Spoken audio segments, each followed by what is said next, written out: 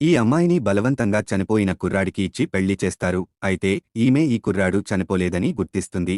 దీనితో ఈమె ఈ కుర్రాడిని కాపాడి ఇంట్లోకి తీసుకువస్తుంది. అయితే ఈ చెడ్డ మహిళ ఈ కుర్రాడి ఆహారంలో విషం కలుపుతుంది. కానీ ఈ అమ్మాయికి ఇది ముందే తెలిసిపోయి ఈ విషపు ఆహారాన్ని ఆ చెడ్డ మహిళకు తినిపించడానికి ప్రయత్నించగా చెడ్డ మహిళ భయంతో అరుస్తూ నాకెందుకు తినిపిస్తున్నావు అని అంటుంది. దీంతో ఈ అమ్మాయి ఈ ఆహారం నువ్వే తినాలి, ఎందుకని నువ్వు ఆహారంలో విషం పెట్టావు అని అంటుంది. కానీ చెడ్డ మహిళ ఈ ఆహారాన్ని తినదు. ఆ తర్వాత బయటికి పారిపోతుంది. అప్పుడు ఈ అమ్మాయి తన భర్తతో నువ్వేమీ భయపడకు, నిన్ను నేను చూసుకుంటానని చెప్తుంది. అయితే ప్రస్తుతానికి ఈమె దగ్గర డబ్బులు ఉండవు. అప్పుడు ఈమె ఈ కుర్రాడు ఇంట్లో ఉన్న పురాతన వస్తువులను అమ్మాలని చూస్తుంది.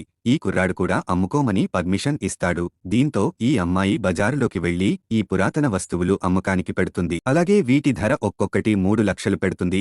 అయితే కాసేపట్లోనే ఈ వస్తువులన్నీ అమ్ముడైపోతాయి.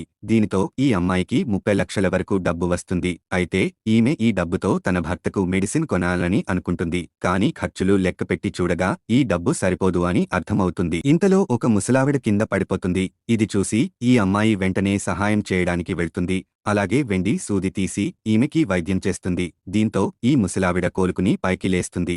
ఇంతలో ఈ కుర్రాడికి తన బామ్మ మిస్ అయిందని ఫోన్ వస్తుంది. అయితే ఈ అమ్మాయి దగ్గర ఉన్న ముసలావిడనే ఈ కుర్రాడి బామ్మ. మిగతా స్టోరీ కోసం వీడియో లైక్ చేయండి, అలాగే ఛానల్ సబ్స్క్రైబ్ చేసుకోండి.